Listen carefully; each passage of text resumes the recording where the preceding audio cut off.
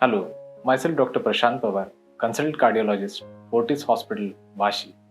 Today I'll be speaking on atrial fibrillation, causes, symptoms, investigations, and the treatment modalities.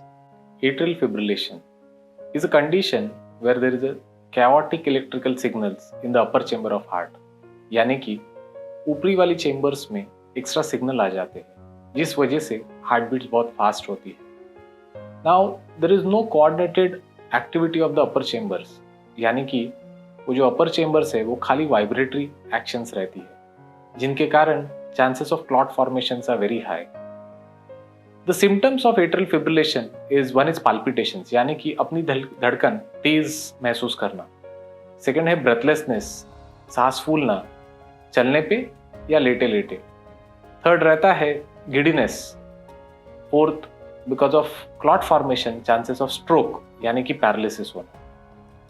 तो ये जब atrial fibrillation होता है इस चीज़ के लिए डायग्नोज करने के लिए कुछ टेस्ट किए जाते हैं. एक टेस्ट है ईसीजी यानी इलेक्ट्रोकार्डियोग्राम, जिसमें हमें हार्ट रेट्स इरेगुलर है वो पता चलती है. दूसरा रहता है किन किन लोगों में वो पैरोक्सिमल एट्रियल फिब्रिलेशन रहता है, यानी कि कुछ समय के लिए हार्ट बीट्स इरेगुलर हो जाती है. ऐसे लोगों में हम होल्टर टेस्ट यानी कि 24 आवर्स ईसीजी रिकॉर्डिंग रखते हैं. थर्ड है ये जानने के लिए कि अंडरलाइन कुछ हार्ट के वाल्व का तकलीफ है क्या, इस चीज़ के लिए 2D को किया जाता है. थर्ड, जब ऐसे एट्रियल फिब्रिलेशन होता है तो या उसके पीछे कारण रहते हैं. Commonest cause is as.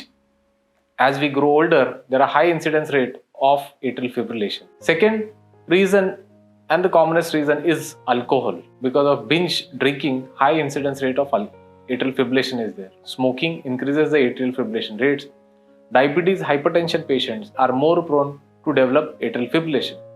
और हमारे देश में commonest cause is rheumatic valvular heart disease, यानी कि एक इन्फेक्शन होता है जिसके कारण वाल्व्स अफेक्ट हो जाते हैं और later on it gives rise to this either valves narrow हो जाते हैं यानी स्टीनोज, या तो वाल्व लीक होते हैं जिसे रिगर्जिटेशन कहा जाता है, and that leads to atrial fibrillation. So अगर मैं चाहूँ तो easiest way to classify it is, one is a structural heart disease यानी कि वाल्वुलर हार्ट डिसीज. एक है नॉन स्ट्रक्चरल हार्ट डिसीज यानी कि डायबिटीज, हाइपरटेंशन, एज. और थर्ड है लाइफस्टाइल रिलेटेड यानी ओबेसिटी और अल्कोहल इंटेक. सो ट्रीटमेंट के पर्याय इसमें ऐसे रहते हैं. One is medication. One main important is the rate control medicine, यानी हम बीटा ब्लॉकर या कैल्शियम चैनल ब्लॉकर्स ये दवाइयाँ देते हैं ताकि हार्ट रेट कंट्रोल आ जाए. रिदम कंट्रोल यानी कि हार्ट रेट्स नॉर्मल होने के लिए कुछ मेडिसिन दी जाती है जैसे कि एम्योडोरॉन. और थर्ड रहता है जो पेशेंट अनस्टेबल हो जाते हैं उनमें हम शॉक देते हैं, 20 या 50 joule shock under general anaesthesia, उसे कार्डियोवर्जन कहा जाता है. सेकेंड इंपॉर्टेंट मोडालिटी रहता है chances of clot formation are there. So blood thinner की दवाई है जिसे एंटीकोआगुलेशन बोलते हैं, जो पावरफुल टैबलेट्स होती है जैसे कि वॉरफेरिन या एसिट्रॉम, और अभी नई टैबलेट्स आई है जिसे नीवर ओरल एंटीकोआगुलेंट्स कहा जाता है. थर्ड, जो लोगों में ये दवाई हम दे नहीं पाते जैसे कि ब्लीडिंग रिस्क जिनका ज़्यादा रहता है या जिनको ऑलरेडी कहीं पे ब्लीड हुआ रहता है, ऐसे लोगों में हम पल्मोनरी जो लेफ्ट एट्रियल अपेंडेज होता है उसे ऑक्लूड करते हैं, उसे लेफ्ट एट्रियल अपेंडेज ऑक्लूडर डिवाइस कहते हैं, जिसकी वजह से क्लॉट फॉर्मेशन के चांसेस कम होते हैं.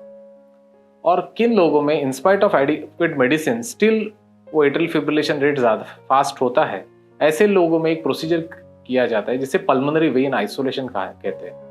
ये की होल सर्जरी रहती है जिनमें ग्रॉइन से हम कुछ वायर्स पास करते हैं और ये देखते हैं कहाँ से वो एक्स्ट्रा सिग्नल्स आ रहे हैं. यूजुअली पल्मोनरी वेन्स नामक स्ट्रक्चर रहता है जिसके आजू बाजू से एक्स्ट्रा सिग्नल्स आते हैं और उसे हम एब्लेट करते हैं. सो ये कुछ ट्रीटमेंट के पर्याय है. Thank you.